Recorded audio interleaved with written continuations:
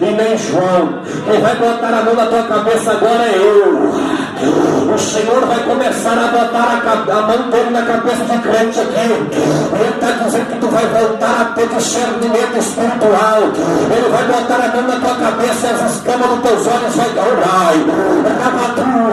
Deus está descendo com a mão dele aqui agora.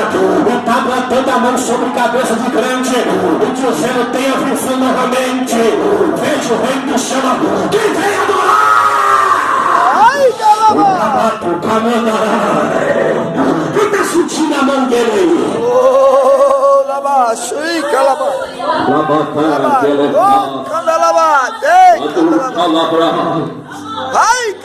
a mão de Ananias desceu sobre a cabeça de Saulo. aleluia, E ele começa a ter visão. aleluia, Deus. Quando o tempo não tem visão, Deus está me dizendo aqui que a partir de hoje o céu se abre. Pastor, não tem jeito, vou mostrar na Bíblia que o céu abre. A Bíblia diz no livro do profeta Ezequiel que ele está entre os cativos da Babilônia, entre o rio Quebar.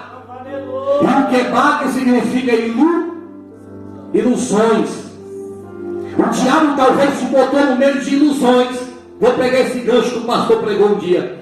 E o rio Quebar significa ilusão. Ele quer que tu fique olhando para as coisas do mundo e não olha mais para o alvo. Aleluia, Deus. Ele quer que tu olhe para as coisas ilusórias e perde as visões de... Ele pega o povo, o Satanás entra no lado goleoso, pega o povo e leva para o rio Quebar. E lá o povo não conhece mais Deus porque só fica olhando água, peixe, cobiçando as coisas que não é para cobiçar. Aí diz o salmista 121, eu levarei meus olhos para o rio Quebar? Não, eu levarei meus olhos para os montes da onde vem o meu socorro, vem de lá. Enquanto fecha a porta aqui, eu olho para a porta de lá. Enquanto fecha a porta ali, eu olho para de lá. A Bíblia diz que no rio Quebar o céu se abriu e Ezequiel teve visões de Deus. Eu estou pregando para alguém que está passando por uma situação difícil, mas Deus está dizendo: eu vou abrir o céu para você.